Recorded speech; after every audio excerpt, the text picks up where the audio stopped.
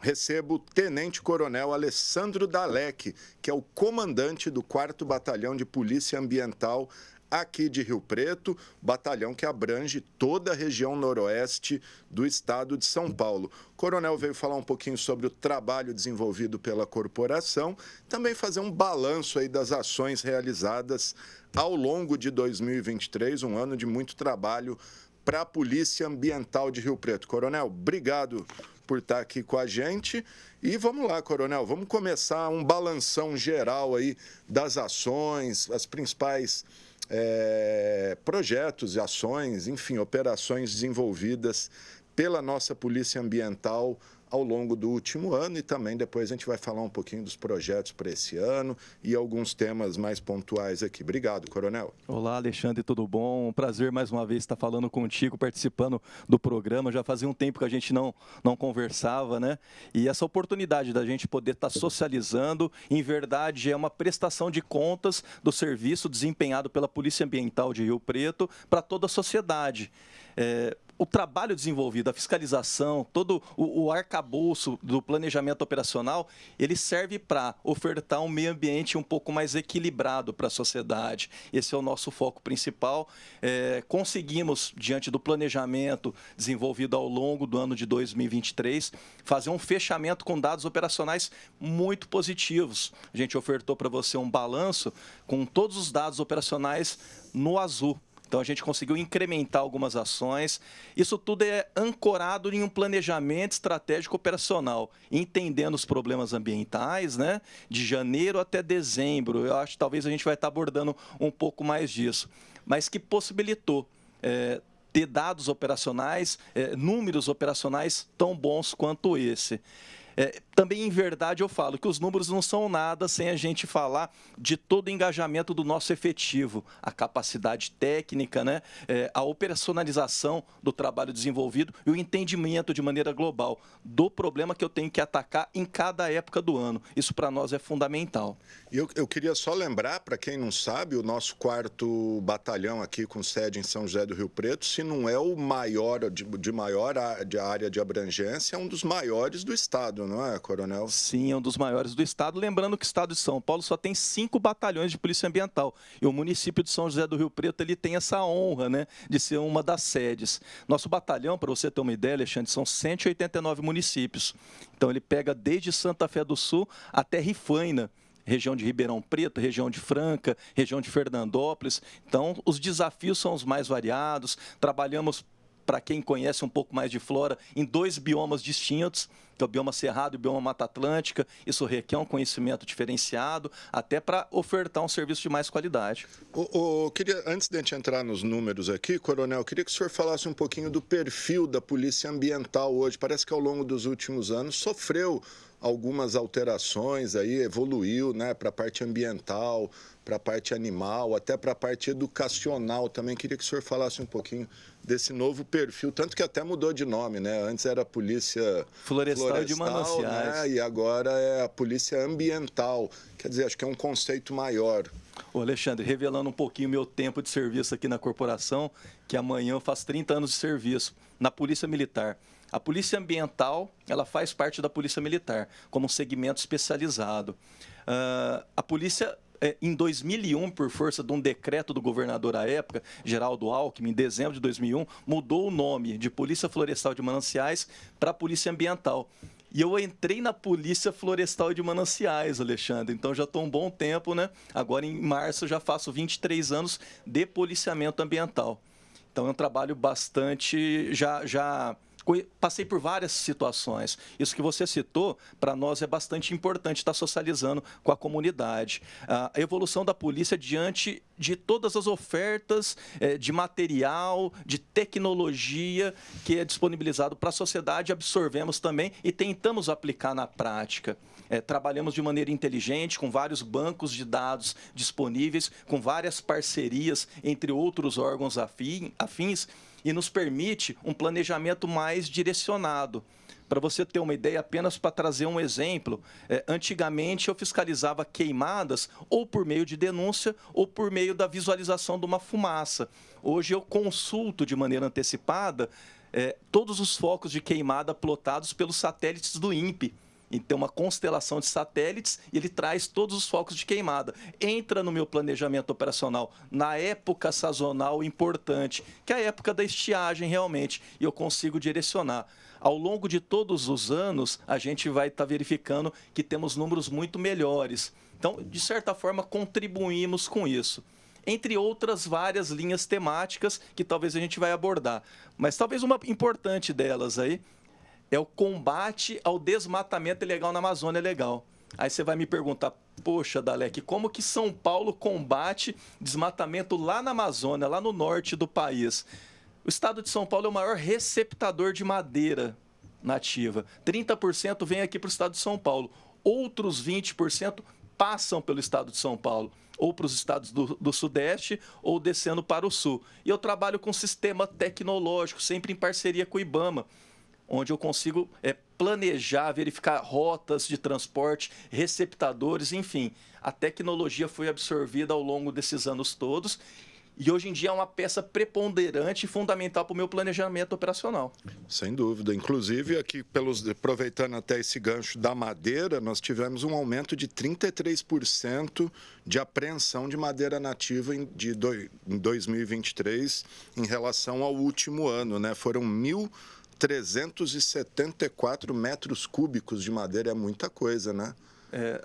Apenas para a gente tentar dimensionar o que é isso. Uma carreta de madeira traz 30 metros cúbicos. Você traduzir esse valor dividir ele por 30 metros cúbicos, o número de carretas que a gente conseguiu interceptar, seja no transporte, seja lá no próprio local de venda, dá para ter uma eu dimensão. Falei só apreensão, né? Aí teve fiscalização também, 190 pontos aí de fiscalização, né? Um aumento de 38% também. E o trabalho é incessante, sempre buscando informações novas do sistema informatizado. Esse ano a gente está com uma temática diferente, também com olho na madeira e tentando evitar algumas fraudes no sistema.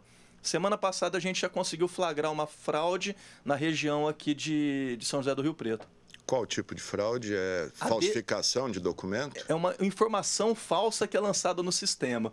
Ele tira essa madeira do fluxo de controle por meio de uma operação contábil irregular. Então a gente já está conseguindo tirar essa inteligência do sistema. E já estamos com uma reunião programada e pretendemos estender esse conhecimento, socializar esse conhecimento para todo o estado de São Paulo. E puxando um pouco a sardinha para a nossa brasa, o nosso batalhão ele exporta muito conhecimento para todo o estado de São Paulo. Isso muito nos honra. Coronel, só de curiosidade, o que é feito com esses 1.374 metros cúbicos de madeira? O que é feito com essa madeira?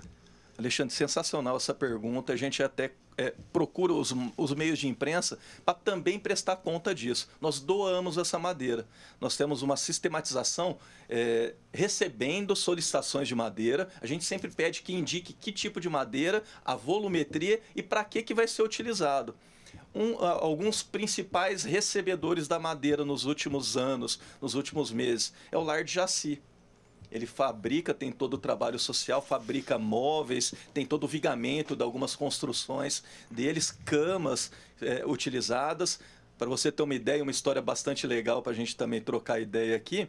A cadeira que o Papa sentou quando ele fez a visita no Brasil, e o Frei ele esteve lá presente, foi produzido com madeira doada pela Polícia Ambiental ao Lar de Jaci. Olha só. Fora isso, a Associação Renascer, a PAI, grupos de escotismo, prefeituras municipais, Hospital de Base de São José do Rio Preto já recebeu. Então, uma série de entidades assistenciais. E para nós é muito prazeroso esse momento, porque diante da infração ambiental, do crime ambiental, de uma apreensão, eu consigo dar uma destinação socialmente importante, atendendo a função social também da fiscalização ambiental. Muito bom, uma destinação solidária aí, vamos dizer assim, né? Pelo menos já que o crime foi cometido, pelo menos que sirva para uma causa nobre essa madeira ilegal. Coronel, quero destacar aqui também o monitoramento e fiscalização da cobertura vegetal, que nós tivemos dobrou aí a área a área fiscalizada dobrou 100% de aumento, 3.874 hectares. É muita coisa, hein? É bastante coisa, isso aí já são áreas autuadas. É tecnologia também a favor do serviço da Polícia Ambiental. Aquilo que eu teria que ter ou uma denúncia também, ou um trabalho de fiscalização muito apurado, hoje por comparações de imagem de satélite, eu pego o que eu chamo de T0, é um tempo anterior, e o T1, que é o tempo atual, eu consigo verificar um solo exposto. Eu faço um RIT, que é um relatório de informação técnica, coleto algumas outras informações, por exemplo, o cadastro ambiental rural da propriedade. Eu já tenho alguns dados. Eu quase que posso fazer um auto de infração só de cartório. Mas não, nossa equipe vai lá, constata tudo em loco, faz o devido registro e o resultado está aí. Conseguimos verificar, incrementar, né, as nossas ações, direcionar de maneira assertiva e aumentou, por conseguinte, o número de autos de infração. A polícia usa drone, a polícia ambiental usa drone nas fiscalizações, coronel, ou é só satélite mesmo? O satélite é fundamental e o drone, pontualmente, em alguns casos, para nós é muito importante. Lembrando que o drone sozinho ele não serve tanto, mas o equipamento embarcado, e a gente também tem trabalhado com tecnologia, com softwares adequados, eu consigo geomapear a área com o uso do drone. Então, são elementos que vão agregando qualidade, me permite a imputação da responsabilidade de maneira muito mais assertiva nas nossas fiscalizações. Só para ficar claro, esses 3.874 hectares é de área desmatada? De área desmatada. É muita coisa, né? É bastante coisa. E lembrando que nós temos aqui, a nossa vegetação original é a Mata Atlântica, né? Que está aí ameaçada de... A gente tem a fisionomia, o bioma Mata Atlântica e o bioma Cerrado. E a área do nosso batalhão é uma área bastante grande, né? São 189 municípios. Só que o nosso interior, nosso norte, o nosso noroeste do estado, ele é severamente impactado, ele tem baixa cobertura vegetal. Para você ter uma ideia, São José do Rio Preto, propriamente dito, ele tem menos de 9% de cobertura vegetal, segundo o último inventário florestal. Então, perder cobertura vegetal em Rio Preto, para nós, é muito preocupante. E quais são os principais desmatadores? São fazendas, usinas? Da onde vem essa maior parte desse desmatamento? É muito ligado ao agronegócio ainda, infelizmente. Temos algumas infrações decorrentes de queimada, que também estão embutidos nisso. A gente tem um trabalho de monitoramento, aí é INPE mais o monitoramento por imagem de satélite. Temos o pastoreio de gado bovino ainda, que representa um trabalho, um importante problema ambiental, e temos os desmatamentos, os pequenos desmatamentos, o afastamento, né, a despreocupação com a cobertura vegetal. Vai avançando de ano em ano, vão tirando um pouquinho, né, e aí vai... Ô, coronel, além do quarto, só para pegar aqui os dados, além do 4º batalhão, nós temos 4 companhias que fazem parte do batalhão. Elas ficam em quais cidades, coronel? É legal a gente pegar e falar isso também, que um batalhão de polícia ambiental ele é todo setorizado, isso facilita a gestão, né? Então nós temos 4 companhias. A primeira companhia é em São José do Rio Preto mesmo. A segunda companhia já pega a área mais noroeste, fica em Fernandópolis, ela vai até Santa Fé do Sul. A terceira companhia é Franca, com 2 pelotões, um em Franca mesmo, um em Barretos, com importantes mananciais ali também. E a 4ª companhia é Ribeirão Preto. Muito bom. O efetivo hoje, pode falar quantos homens atendem aí toda essa região? Imagino que seja bastante gente, né? Posso falar? Ou não. Talvez não seja tanto assim. Depende do ponto de vista, né? Todo comandante sempre vai querer efetivo a mais, Alexandre. Né? Mas a gente está dando conta da demanda com o efetivo que nós temos. Temos em torno de 320 policiais para esses 189 municípios, né? Talvez, num primeiro momento, a gente vai achar, puta, é muito pouco, né? Poxa, é bem pouco. Mas o uso de tecnologia tem nos ajudado a entender a dinâmica dos problemas ambientais, tem nos ajudado no planejamento e o resultado a gente consegue sempre agregar um pouco mais. Coronel, antes da gente voltar aqui aos dados pontuais, qual a estrutura do 4º Batalhão? Nós temos as viaturas, lógico, as caminhonetes, né? Imagino as lanchas, tal. que mais que possui de estrutura? Falta alguma coisa? Um helicóptero, talvez? O Águia presta esse atendimento? Basicamente temos viaturas 4 rodas, moto quase não é utilizada pelo policiamento ambiental. Grande parte das viaturas 4 rodas são caminhonete 4x4 para a gente, por conta da dinâmica do trabalho, que é muito área rural, né? Área brejosa e tal. Então é necessário isso. Teve um investimento bastante grande nos últimos anos do governo do estado, em termos de embarcação, que somente, se vocês pensarem de maneira bem global, somente a Polícia Ambiental ela presta segurança em rios. Somente a Polícia Ambiental faz o policiamento náutico. Então, temos sim embarcações adequadas ao nosso trabalho, que tanto de segurança quanto da tutela do meio ambiente, da pesca irregular, enfim. Temos os drones, temos o fardamento, ele evoluiu ao longo do tempo. Hoje em dia, nosso fardamento é muito mais adequado, equipamentos de proteção individual muito mais adequados, capacitação, enfim. O helicóptero Águia, ele presta o serviço para a gente sempre que necessário. Exemplo, as queimadas que a gente já teve aqui na estação ecológica, toda abertura, todo fechamento de pesca, eventuais operações desenvolvidas por nós. Então, a gente está muito bem servido em termos de materiais. Falando em queimada, Coronel, não sei, pode ser impressão minha, mas foi bem menos em 2023 em relação a anos anteriores, né? Acho que foi feito um bom trabalho aí de prevenção. Foi sim. Pelo menos aqui em Rio Preto, estou falando, né? São vários órgãos envolvidos agora na denominada Operação São Paulo Sem Fogo. Polícia Ambiental é aquele que fiscaliza, o Corpo de Bombeiros é aquele que combate, a Defesa Civil do Estado, junto com as suas regionais, elas também gerenciando isso. Os municípios são fundamentais, viu, Alexandre? E os municípios têm participado aqui em Rio Preto, tem uma participação bastante efetiva da Defesa Civil Municipal, coordenando algumas ações. Algum sucesso que a gente está há 2 anos seguidos sem ter fogo nas imediações da estação ecológica, da floresta estadual. Tem todo um trabalho, se a gente tiver tempo, a gente fala um pouco mais disso. Mas a temperatura, a condição climática favoreceu. Choveu mais. Aumentou um pouquinho se a gente vê 23 comparado com 22. Só que se a gente trabalhar outros indicadores, a gente vê que a prevenção realmente ela está fazendo a diferença.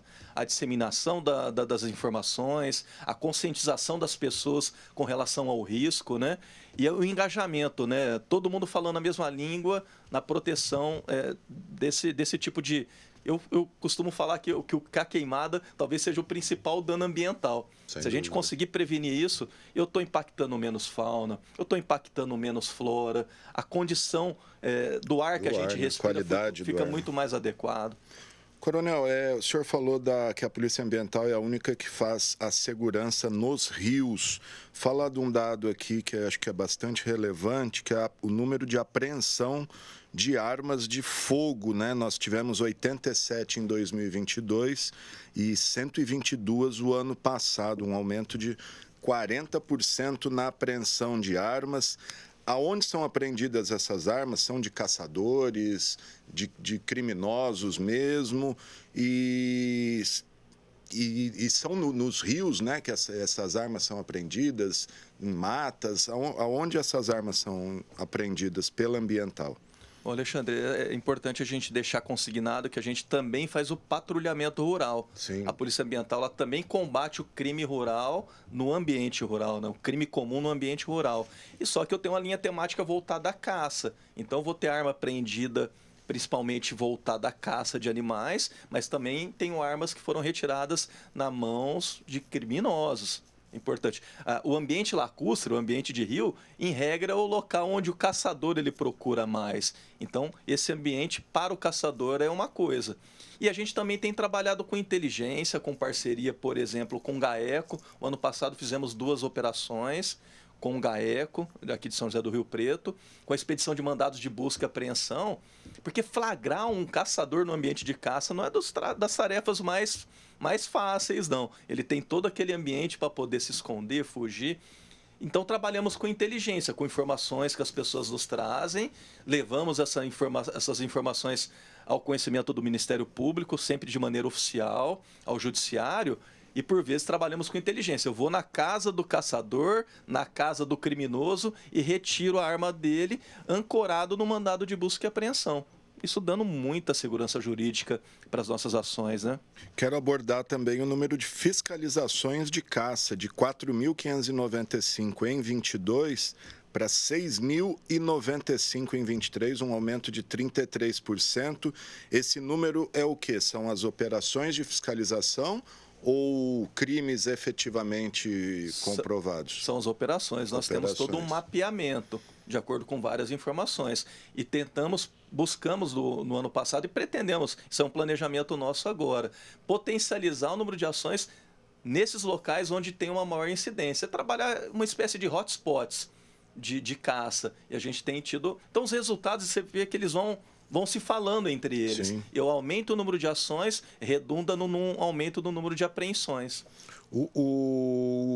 Quais são as principais regiões aí do nosso batalhão onde há mais incidência de caça e qual o animal que, enfim, que é o mais caçado, vamos dizer assim? Bom, eu vou aproveitar um pouco dessa experiência de 23 anos da Polícia Ambiental.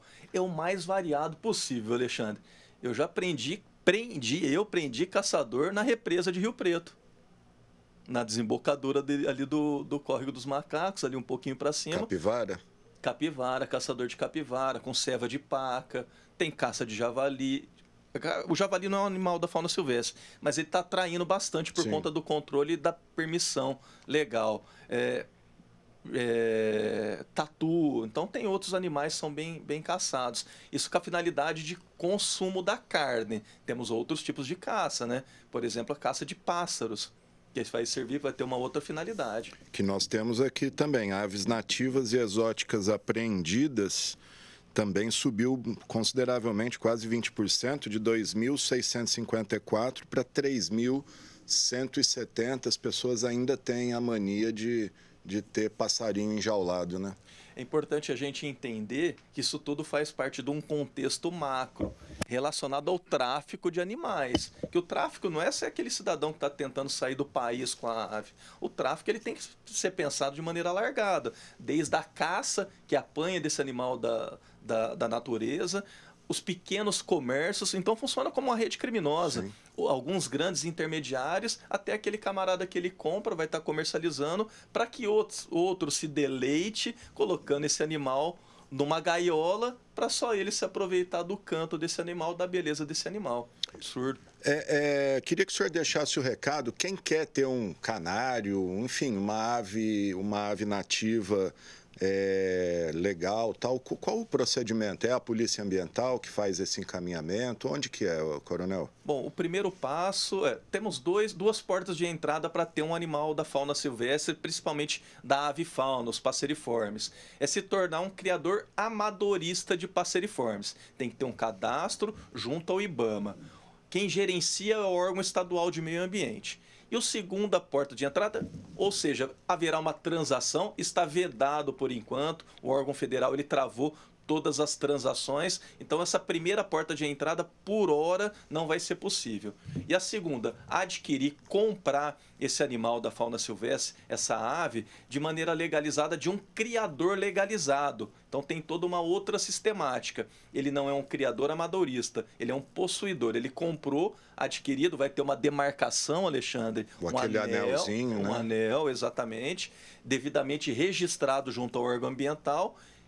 A diferença, ele não vai poder sair daquele criador, diferente do criador amador que ele pode transacionar. Mas são as duas únicas portas de entrada. E se me permite, eu gostaria de fazer um comentário acerca disso, porque ouvimos demais.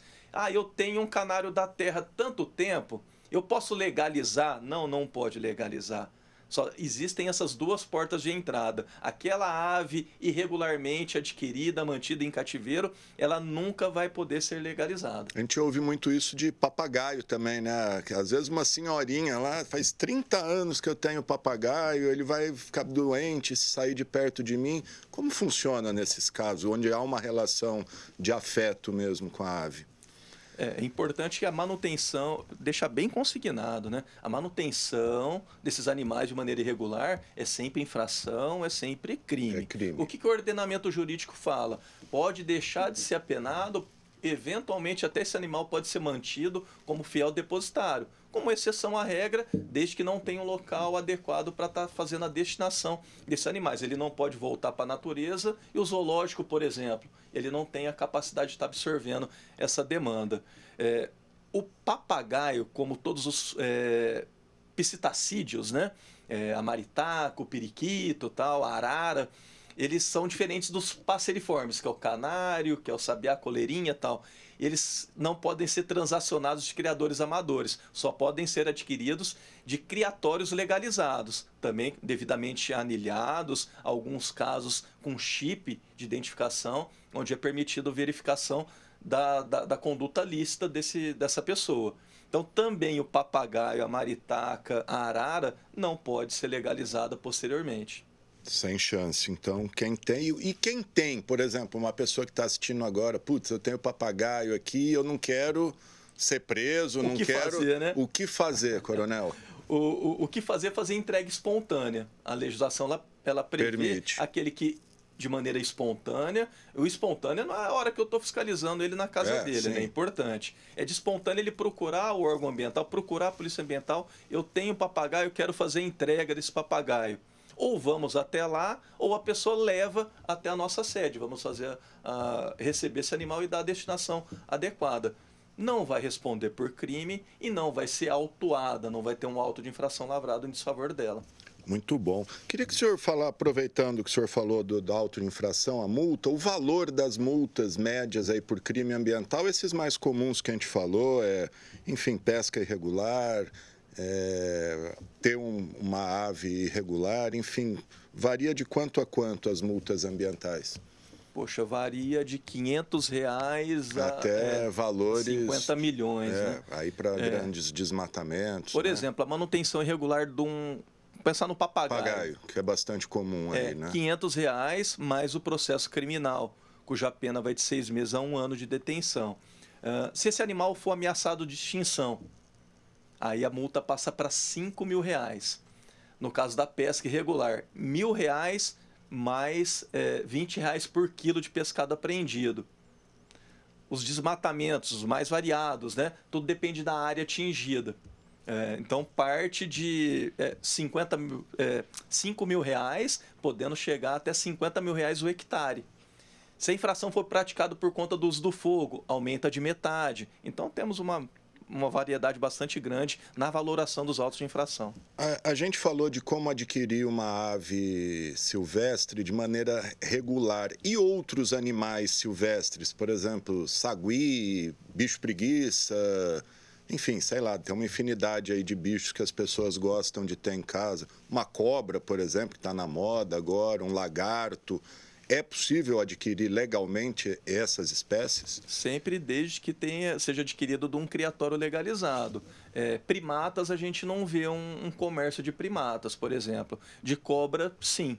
Vai ter um chip, né? Dá para atestar. Recentemente fizemos uma fiscalização de um local aqui na nossa região, onde tinha cobra chipada, legalizada, uma jiboia, mas também tinha cobra não legalizada, em decorrência também de infração ambiental. Então, sempre tem que ser adquirido de um criatório legalizado. Legal. Eu estou com dúvida, estou querendo adquirir determinado animal, pesquisei na internet e vi que determinado local vende esse animal que me interessou.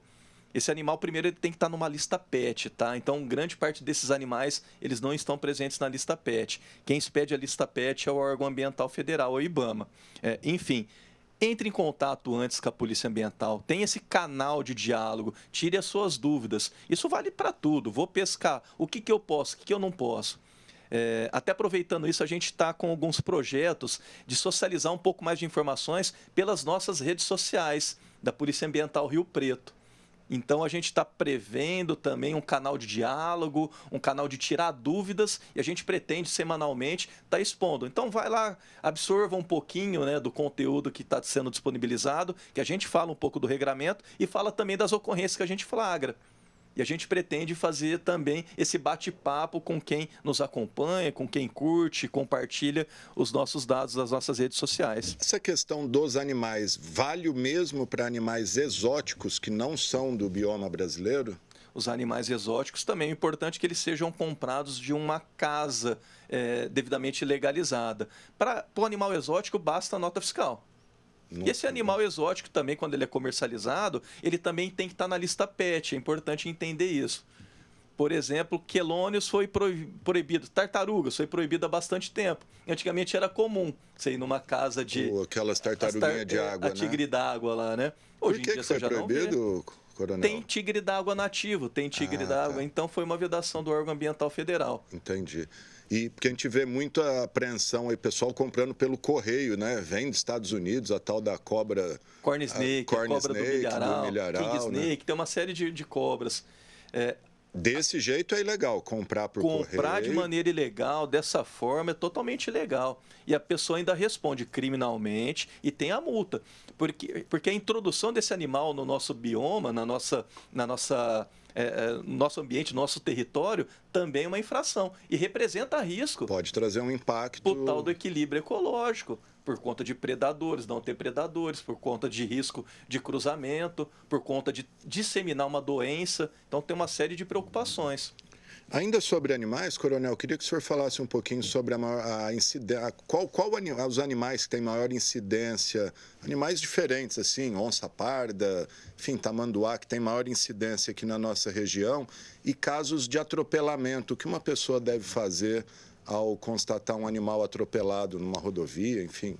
Bom, a nossa avifauna é bastante rica e não sei se você percebe, a gente está vendo cada vez mais, né? Canários da terra, coleirinhas, esse tucano. Tucano tem visto muito, maritaca demais, bastante, né? Está até virando uma praga aí, trazendo alguns problemas, traz né? um incômodo, né? São alguns exemplos. Algumas pessoas vão falar, e é uma meia-verdade, que não é um indicador biológico. Falta ambiente para eles, por isso que eles estão aparecendo em ambiente urbano. Eu falo que é uma meia-verdade, que realmente falta. A gente está falando que Rio Preto tem menos de 9% de cobertura vegetal. Só que aumentou, Rio Preto saiu de 6 para quase 9. Então, será que é essa a justificativa? Talvez não, talvez careça um pouco mais de estudo. O próprio aquele gavião, né, o carcará, a gente tem visto muito aqui na prefeitura mesmo, tem um monte ali, eles ficam ali gritando o dia inteiro. Então, eu falo para você que a gente tem um indicador biológico favorável. Primeiro, que as pessoas estão aprisionando menos, estão matando menos, às vezes o medo do animal leva lá a matar. E estão nos procurando mais. Procurando polícia ambiental, corpo de bombeiros, eventualmente para tirar um ninho, para realocar esse ninho, tirar aquele animal, realocar aquele animal. Temos algumas ocorrências de cobra também, né? Principalmente de jiboia. Animais maiores, a gente tem o tamanduá-bandeira, a gente tem a sussuarana, a onça parda, ela também está sendo bem vista, lobo-guará, em algumas situações aqui na nossa região aparecendo também em ambiente urbano, cachorro do mato, gato do mato, são animais nativos até bem vistos aqui na nossa região. No caso de um animal desse, um gambá, por exemplo, que assusta muita gente, o gambá, é só ligar para a Polícia Ambiental ou liga para os bombeiros? Qual é a orientação? É só ligar para a Polícia Ambiental ou para o Corpo de Bombeiros. A gente trabalha de maneira simbiótica, tá? E o Corpo de Bombeiros, eventualmente, quando ele faz a recolha desse animal, ele leva para a Polícia Ambiental, que para nós... uma parceria que nós temos com o Zoológico de Rio Preto. Todo animal em ambiente urbano, todo animal resgatado, essa informação é importante que chegue para eles, para que seja definida uma política pública adequada. E Rio Preto é exemplo disso, viu? A gente não vê isso em todo o estado de São Paulo. E é o zoológico mesmo, o antigo bosque, para o destino desses animais? O zoológico. Mesmo que para um olhar ter um laudo clínico favorável à reintrodução desses animais. Mas sempre passa, essa informação sempre é lançada para que tenha uma política pública adequada. Muito bom. Falar um pouquinho da Piracema, Coronel. Estamos no período da Piracema, mais um mês aí, até o dia 28 de fevereiro. Pouco mais de um mês, né? A Piracema, qual o balanço que o senhor faz até o momento do período de defeso desse 2023-2024, em relação a 21-22, né? A importância, primeiro, do período da Piracema é a reprodução dos peixes nativos da bacia do Rio Paraná. Então, todos os rios, praticamente todo o estado de São Paulo, tirando um pedacinho mais abaixo lá, ele está inserido na bacia do Paraná. É importante que a manutenção desses estoques pesqueiros dos peixes nativos, ela seja protegida, então tem esse período de reprodução. Evitar a pesca predatória nessa época é garantir o repovoamento, é garantir a perpetuação dessas espécies. Então é fundamental. Temos todo um planejamento operacional próprio para esse período. Então, a alocação do policiamento, horário, não só na água, nas saídas, nas rodovias, em peixarias, aquele que comercializa. Então, a dinâmica da fiscalização ela é bem ampla. E eu falo para você que os indicadores operacionais são muito legais, muito bom, isso aí me enche de orgulho. Só que do ponto de vista ambiental, Alexandre, a gente fica triste, porque continua a faltar consciência ambiental da relevância de se preservar esse período de reprodução. Só para ter uma ideia aqui, segundo os dados disponibilizados pelo senhor, o ano passado nós tivemos mais de 16 mil quilos de peixe apreendido, um aumento de 89% em relação a 2022, 8.630 quilos. Esse pescado apreendido é só no período da Piracema? Não, nós colocamos dados de ações em Piracema, agora o pescado apreendido é do ano todo, tá? Do ano todo, mas em qual momento é apreendido peixe fora da Piracema? Qual a restrição fora da Piracema? Nossa, temos uma série de restrições, o tamanho mínimo de captura, a quantidade de captura, o petrecho próprio, locais próprios, então a gente tem uma variedade. Para se ter uma ideia. Então não é só na Piracema que tem restrição e depois vale tudo, né? Nós temos restrições o ano inteiro. Eu falei bastante do nosso planejamento agora para o período de Piracema, só que ele continua e é até potencializado quando abre, porque o pescador, seja ele amador, seja ele profissional, ele ficou 4 meses sem pescar o peixe nativo. Às vezes vai com sede ao pote, né? Vai com muita sede ao rio, pote, né? E isso aí para nós é preocupante. Então a gente trabalha de maneira bastante preventiva, viu, Alexandre? Nosso planejamento é nos locais de chegada, tem um panfletamento, levamos as regras de pesca, é bastante importante. E também fiscalizamos, tem toda uma política de fiscalização. E tem espécies que são proibidas o ano inteiro, né? Se eu não me engano, a piracanjuba e o jaú. E o jaú, né? Aqui da nossa região, sim. Não pode pescar nunca. São animais, né, que estão na lista de animais ameaçados de extinção. Além dessas duas espécies de peixe, quais outros animais da nossa fauna nativa aqui, vamos falar São José do Rio Preto, estão ameaçados de extinção aí? Temos algumas aves da espécie das coleiras, né?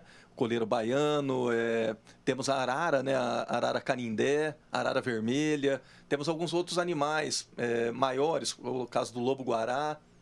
Todos na lista aí. Todos na lista. Voltando à pesca aqui, só para registrar, tivemos em 2023 quase 140 mil metros de rede apreendida, 8.280 embarcações vistoriadas e 318 apreendidas. Quando se apreende uma embarcação? Toda vez que flagramos uma infração de pesca, não é só a multa, né? Tudo aquilo que foi utilizado para a prática daquela pesca irregular é apreendida. O pescado é apreendido, a embarcação é apreendida, o motor de popa, o petrecho utilizado, seja a vara, seja uma rede, uma tarrafa, tudo é apreendido. Isso aí tudo depois é discutido no processo, mas todos são cautelarmente apreendidos no momento da infração. Esses 16 mil quilos de pescado, o que é feito com ele? Temos 3 destinações. Uma delas, aquele pescado que ele já morreu. Ele está próprio para o consumo. Eu consigo fazer a doação, que representa a maioria. O maior percentual. Também para as entidades que seguem a madeira, né? Assistenciais. Em regra, por ser um produto muito perecível, a gente sempre procura essas entidades que ficam próximas aos mananciais. Município de Orindiúva, Paulo de Faria, Issem, Guaraci, José Bonifácio, Novo Horizonte, são municípios bastante atendidos. Algumas coisas a gente consegue trazer. A Associação Renascer já recebeu, algumas outras associações de dependentes químicos já receberam. Então, a gente procura diversificar também a doação. O pescado impróprio, aquele que a gente viu que ele está totalmente impróprio para o consumo. Algumas espécies elas ficam impróprias muito rápido, é o caso da corvina. A gente, infelizmente, tem que fazer a destruição, vai para um aterro sanitário. E quando a gente está fazendo a apreensão, o peixe ainda está vivo, eu devolvo ele para o rio. Muito bom, gente. Tá aí o Coronel Alessandro Dalec falando um pouquinho do trabalho da Polícia Ambiental, um balanço de 2023. Queria que o senhor falasse, parece que para esse ano já era desenvolvido, mas o senhor quer aprimorar, institucionalizar um projeto educacional de aula de educação ambiental. Queria que o senhor falasse um pouquinho sobre isso. Alexandre, o nosso comandamento eu defini em 3 pilastras mestres, né? A primeira que é a operacional, que é o trabalho desenvolvido, e a gente falou um pouco dos nossos números. A segunda é o que a gente está fazendo hoje aqui, a comunicação. Fazer a informação chegar para o máximo do número de pessoas. E vocês nos ajudam bastante com isso. E até agradeço o nosso setor de comunicação social por conta disso, que eles têm entendido, a gente tem trabalhado de maneira muito simbiótica, né? E o terceiro é da educação ambiental, que também está nessa pasta da comunicação social nossa. Então, a gente trabalhou de maneira embrionária algumas questões no ano passado, construímos uma sala de educação ambiental no nosso quartel e a gente já fez uma reunião com a secretária de Educação de Rio Preto. E pretendemos fazer isso em toda a área de abrangência do 4º Batalhão. Um conteúdo programático, né, para levar o conhecimento para as crianças. Estabelecimento de uma faixa etária, mas para nós é bastante importante que essas crianças elas vão até o quartel, né? Para conhecer um pouco do quartel, vão ver uma viatura, vão ver uma embarcação, vai ter todo um conteúdo lúdico que vai ser transmitido e lá a gente tem algumas coisas que a gente pode fazer a mais. Por exemplo, na nossa sala de educação ambiental tem um pouquinho da história da Polícia Ambiental. Desde o fardamento utilizado, lá no começo, em 1949, para você ter uma ideia, né? Alguns equipamentos que são utilizados para a prática de infração, até para mostrar aquilo que não pode. Alguns animais que são taxidermizados, estão disponíveis para a criança também ter acesso, tocar no animal de verdade, né? Então, a gente pensou bastante nisso. Então, a gente está nesse estabelecimento de um cronograma para trabalhar a educação ambiental, agora de maneira sistematizada. O balão de ensaio que fizemos, a gente viu que deu muito certo, temos a capacidade de atender a demanda, é chegar e atendendo de maneira bem global as escolas. Vamos até as escolas em alguma situação, mas queremos receber as escolas no nosso quartel. Então, a gente está na fase de cronograma. Fora isso, tem um projeto muito legal desenvolvido em Rio Preto. Não sei se você já ouviu falar, se os nossos ouvintes já ouviram falar, chama o projeto Ratione, que é desenvolvido por uma psicóloga forense e o Dr. Evandro Pelarim, que ele é muito pautado na prevenção. E a gente entende também que a prevenção de infrações ambientais, baseado na teoria do link, ela também vai redundar na prevenção de crimes maiores contra a pessoa, integridade física, patrimônio. Ofertamos, já fizemos algumas reuniões e muito provavelmente esse ano também, de 2024, a gente vai estar inserido com um eixo meio ambiente dentro do projeto Ratione. Então, a gente está com ideias bem ambiciosas de trabalhar o tema educação ambiental como forma de prevenção. Prevenção de maneira macro, prevenção primária, de conhecer. E fazer com que essas crianças também, fora o conteúdo, aquela que é passado na sala de aula, elas também participem de algumas atividades fora. No ano passado a gente conseguiu fazer plantio em algumas datas simbólicas. Então é a criança colocando a mão na massa, efetivamente plantando e eventualmente voltando para ver como que está a muda que ela plantou. Temos algumas parcerias, entidades privadas, com a própria Prefeitura de Rio Preto, alguns projetos muito legais. Devolver animais apreendidos para a natureza é um dos momentos mais gostosos, mais prazerosos que a gente tem. E levar a criança para participar disso. Então, tudo está englobado nesse contexto macro de educação ambiental. E é importante isso porque a criança acaba sendo uma multiplicadora, né, com os pais, enfim, a família como um todo. Coronel, quero te agradecer. Só um assunto que eu lembrei aqui agora, que foi o convênio com a Prefeitura para atividade delegada. Como é que está esse serviço? Está sendo feito a contento? Enfim, e quais são as atividades delegadas desenvolvidas pelos policiais ambientais? Poxa, Alexandre, agradeço demais você ter lembrado disso. Eu até fiz um mapa mental para estar conversando contigo e coloquei isso aí como uma das ótimas práticas. Os números melhoraram demais. Os infratores se preocuparam muito mais com o trabalho desenvolvido. E uma força ambiental, como a Polícia Ambiental, com o poder de polícia, apoiando a municipalidade, os fiscais municipais, isso tem dado bastante força. Então, a gente tem participado muito do planejamento. A arborização urbana talvez seja um dos carros-chefes, a destinação irregular de resíduos. O prefeito Edinho ele já conversou com a gente, já estamos bolando um planejamento todo voltado para esse ano de 2024, mas a gente conseguiu potencializar todos os indicadores da Secretaria do Meio Ambiente no ano de 2023. Então deu muito certo essa parceria. E aí, no caso, essa atuação é só no perímetro urbano mesmo, ou engloba áreas rurais também? Englobamos no nosso plano de trabalho as áreas da estação ecológica e da floresta do lado de Rio Preto. Que está praticamente dentro da cidade aqui, né? Praticamente dentro da cidade.